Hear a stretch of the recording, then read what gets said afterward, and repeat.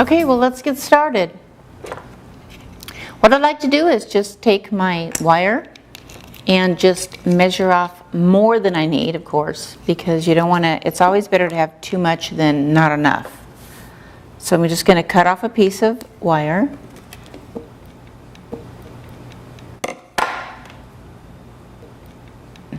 And also you'll have bead stoppers that you can purchase, or just a little clip you put on one side of your wire right here, and that keeps your beads on, and you don't have to worry about it.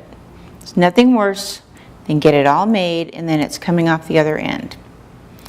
So I'm just going to do just a basic bead. Lots of times you want to use different kinds of beads, you know, something that's more of a focal bead, something that's you know, something a little bit different, or you just do them all the same. You can put metal in them. What you should always do is buy more than enough beads to make sure you always have enough. Another good rule of thumb is to try to buy something, if you're buying silver or, you know, for your findings, you know, it's better to buy a little bit better quality for whatever your need is for yourself, or for if you're going to sell it for your business or whatever, because it lasts and it looks better. So I'm just simply beading this, putting them on a strand. I'm just making a straight bead bracelet. It's just so that I can show you how to end it, because that's the most important thing you're going to need to know. Anybody can put them on the wire, but the beading wire, but you need to know how to finish it up when you get through so that it's actually a piece of jewelry. And then you'll become more creative as you go along, as I did, because when I first started out, I made things that I look back on now. I still have some of the original things I made. I look at them now and I think, good grief. But the reason I started making jewelry and learning how to do, how to do my own, is because I went to the store and I saw a bracelet I really, really liked, and it cost quite a bit, and I bought it, and I looked at it and thought, wow, I could do this. I just need to know a few things. And I wish I would have had this video when I did, because it would have helped me a great deal. You can use crystals with this, you can use metal, you can use spacers, bead caps. You can see this right here, just stringing it, because I want to get to the point where I can show you how to end your project. You can buy a tray with lots of measurements on it. I have one over here I'll show you in just a minute. Most bracelets, if you're making them to sell, they're 7 inches. If you want to make a custom bracelet for someone, then you can make it as long as you need.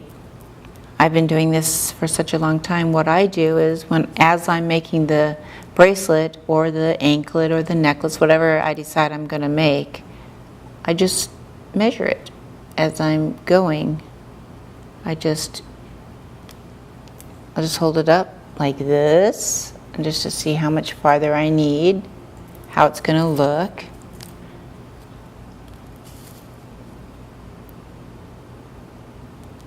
It's nice to have someone to bead with, just, to make jewelry with, bounce ideas off of them back and forth, and plus you have someone to talk to, and you're not just sitting here all, serious. Because it should be fun, if nothing else.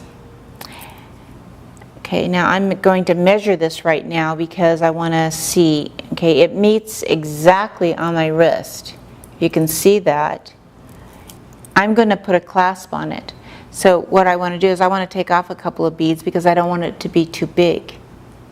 This should measure right around 7 inches, and I'm sure that this will be a perfect 7 inches. You can always use a bead tray. You can get these in any bead store.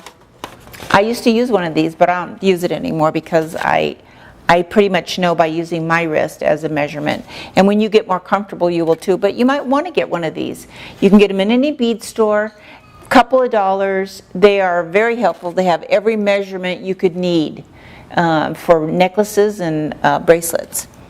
And a lot of people use them. I don't use it anymore, but I recommend you start out with this. Okay, back to the bracelet. Okay, I've gotten it to the length that I want. So what I'm going to do is I'm going to use something to end it before you put your crimp beads on, before you put your clasp. So I'm using just some little silver balls that you can end your bracelet with. And I'm just going to put one little ball at the end here, and then I'm going to put a crimp bead. Okay, and your crimp beads, they're, like 0.2 millimeters, just different sizes. You'll decide what works for you. So you're going to do a crimp bead, then you're going to add another little silver ball.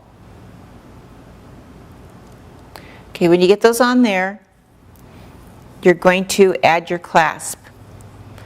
And then you go in just through the hole there, and you come back through. You're going to take your wire now, after you've got your clasp on there, you're going to take your wire, you're going to go back through the little ball, the crimp bead, and the next one. Okay, you're going to do that. And go through maybe 1 or 2 beads. Okay? And so you're like this, right here, and you're going to just pull back towards your clasp. Right here. So I'm going to take this and I'm going to use my chain nose pliers, and you're going to just put them on the crimp bead and just squeeze it. Just pinch it once. Then you're going to come around to the other side and you're going to pinch it again. And really that's all it takes, is just to pinch it really quickly, get it in place. You might want to trim a little bit of the wire off, because the rest of the beads are going to come down here. You're going to just feed this through the rest of the beads. Okay, because now we have to go to the other side and we have to put the receptacle for the lobster claw. Okay, so what we're going to do now is we're going to do the same thing on this side. We're going to take a couple of silver beads, little silver beads, feed it on there, and we're going to take a crimp bead and we're going to feed it onto here and the silver ball. You do the same exact thing as you did on the other side.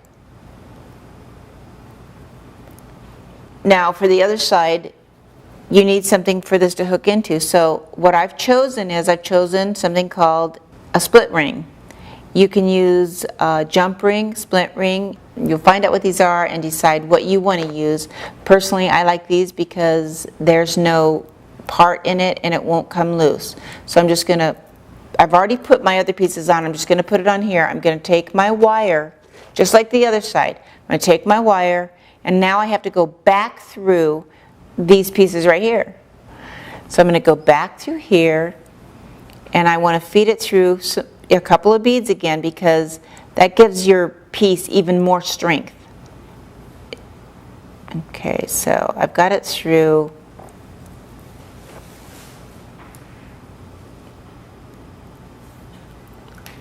I've got it through 3 beads here, so I'm just going to take it and I'm going to pull it. Okay, got my chain nose pliers, and I'm just going to pull the wire.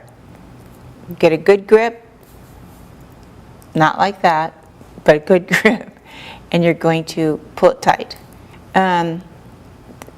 So I've got a good grip on it. I'm going to take my chain nose pliers again, and I'm going to pinch the crimp bead right here. Okay, then I'm going to come around. Remember the last time? I'm going to come around and I'm going to pinch it again, and you're going to give it a good strong pinch. Now I'm going to take and I'm going to trim my wire with the wire cutters. So I'm just going to cut like that. Okay, so now you've finished your bracelet, and you put the clasp, and voila, you have your own bracelet, your own creation.